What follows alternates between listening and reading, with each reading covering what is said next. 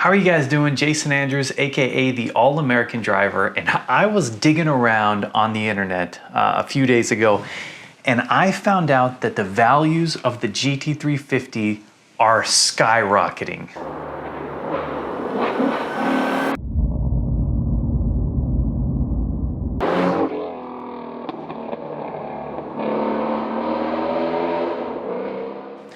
So I've invited a special guest to help us out with today's episode, Ben Hardy. You guys know and love him. His channel will be linked below for sure. But before I bring him on, I just want to give a little bit of a history on kind of the GT350 in general, and then where we are value-wise, because I'll be honest, you guys are going to be surprised. So in 2015, Ford announced that the Shelby GT350 was coming and that it was going to be a limited run. Okay, now what does that actually mean? Okay, they were gonna build 100 GT350s and then 37 GT350R models. That's 137 cars total. So when that announcement came out, basically the dealerships and the hype about this car just like blew up because it was going to be such a limited production car. Now we fast forward to 2000. Okay, now so here are the actual production numbers like we talked about. 137 total cars, 100 non-Rs and 37 R cars.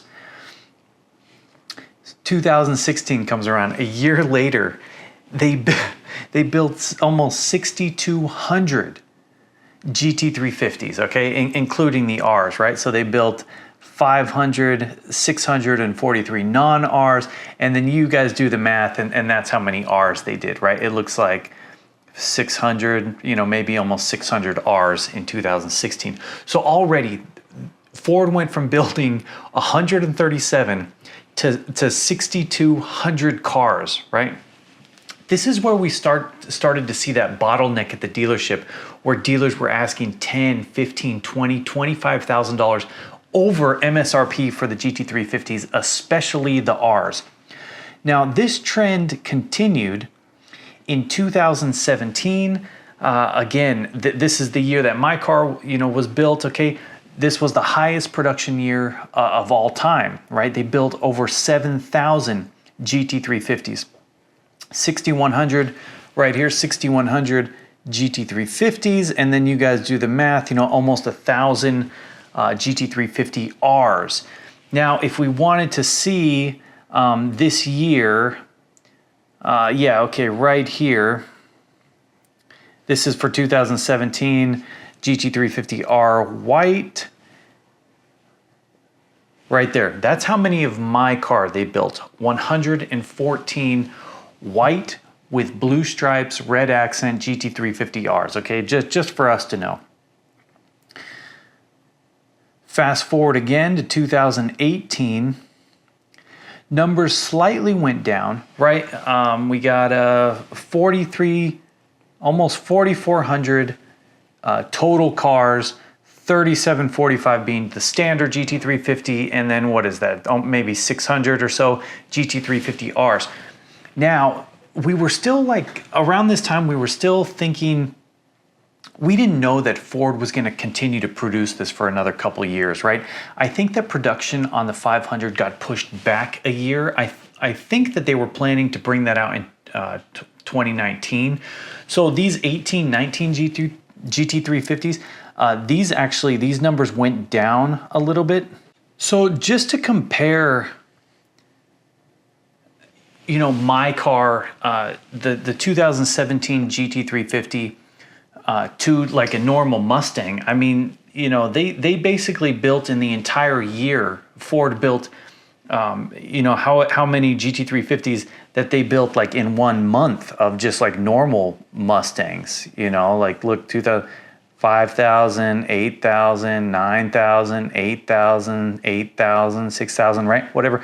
And this is per month here. So we're still like well below, obviously like Mustang GT production. Okay, obviously it's like night and day.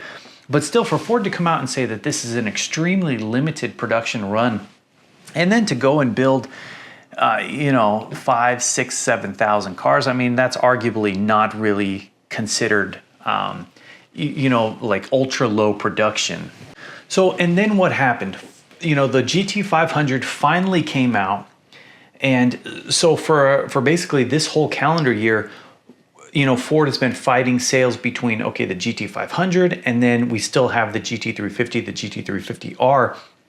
Now, earlier this year, you know, a couple months ago, Ford basically announced that this was going to be the final year of the GT350, which is unfortunate because it's basically the best manual Mustang ever built. And you can argue perhaps that the Mach 1 coming out in 2021 is going to replace that, but I still don't think it's as good as the GT350. So that's actually kind of a weird model. I'm actually curious, like, is anybody even interested in that car? Like, why wouldn't you just get a GT350 in that aspect? I don't know all the details, of course. That's just my opinion, okay? But let's actually look at this graph here. Okay, now this is from cargurus.com. You'll see here I have my start date as, you know, 2015, and that's all the way up to basically today, right?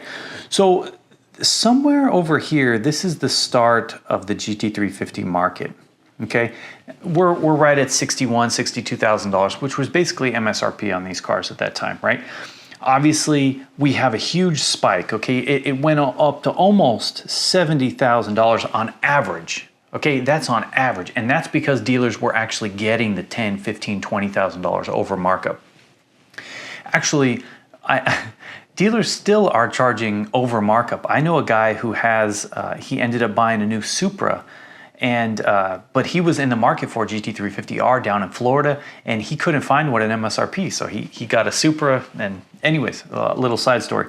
Okay, so we can see here that we've had a huge, not huge, but a pretty serious downward decline, okay? And this went as low as, you know,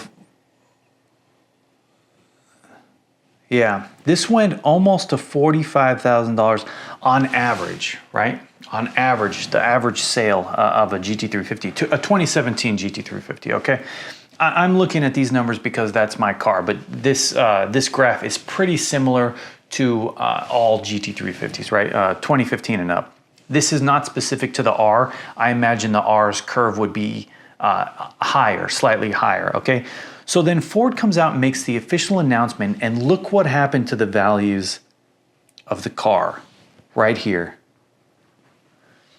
This is basically a $10,000 jump in just, you know, 2 months, 3 months, $10,000.